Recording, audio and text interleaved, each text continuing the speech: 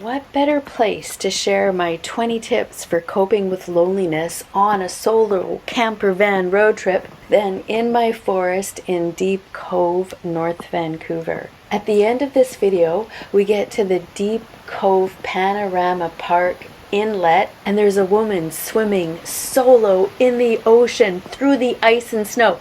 Okay, it's not quite through ice and snow, but it's really cold and she's swimming by herself. The first 9 tips are the way I cope with loneliness. Even though I'm an introverted writer, and even though I love solitude, I do get lonely when I'm by myself for a couple weeks in the camper van.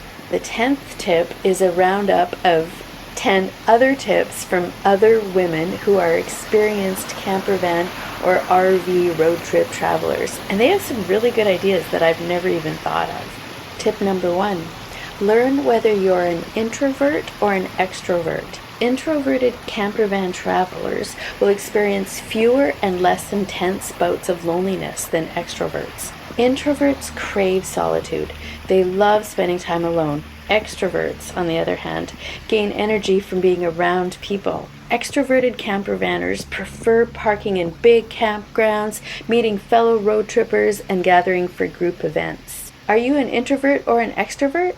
One of the best ways to tell is to notice where you gain and lose energy. If you get a lot of energy from spending time with people, whether in big crowds or small groups, then you're probably an extrovert. But if you feel drained by spending time with people, especially in big crowds or bigger groups, then you're probably an introvert. Knowing your personality type will help you cope with loneliness on the road. Tip number 2 for coping with loneliness on the road is to go for a swim.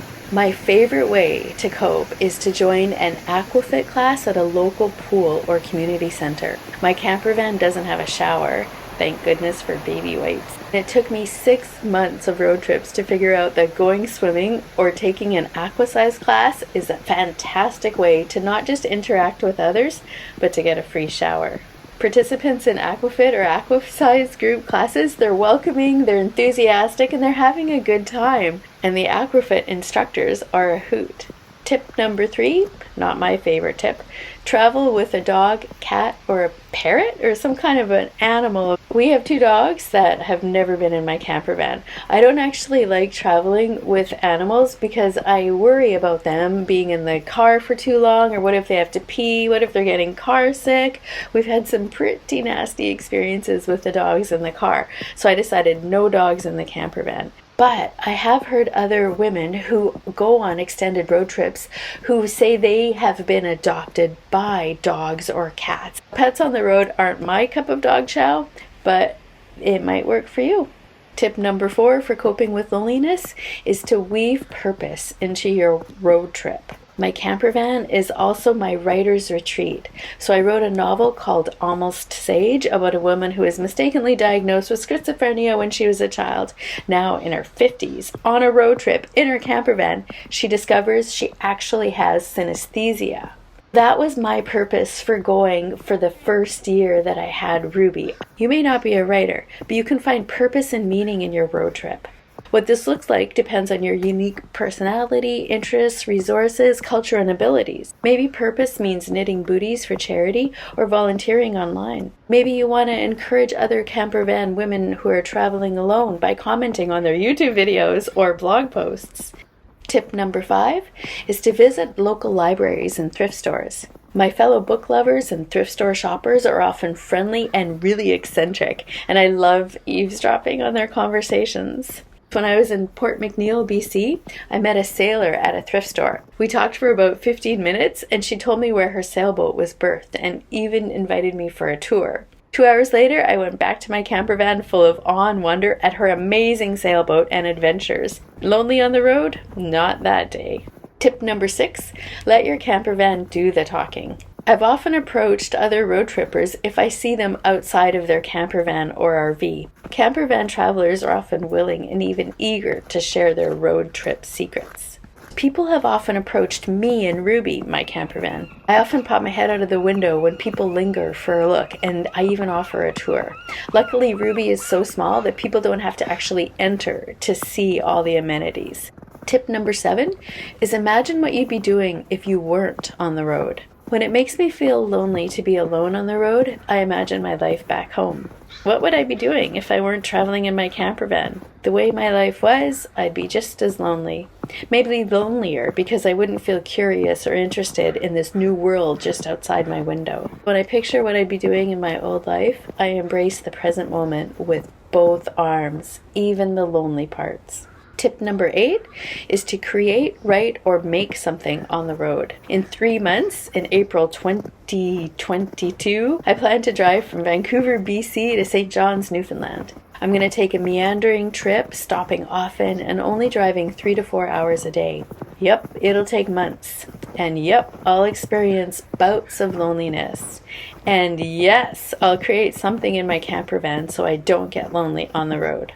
I'm not sure what that is yet. I think it'll be a YouTube channel called She Blossoms on the Road. Tip number 9, make friends with loneliness. Distraction is a typical way to cope when we feel lonely. Distracting ourselves and keeping busy on the road is healthy and can lead to new friendships and new interests.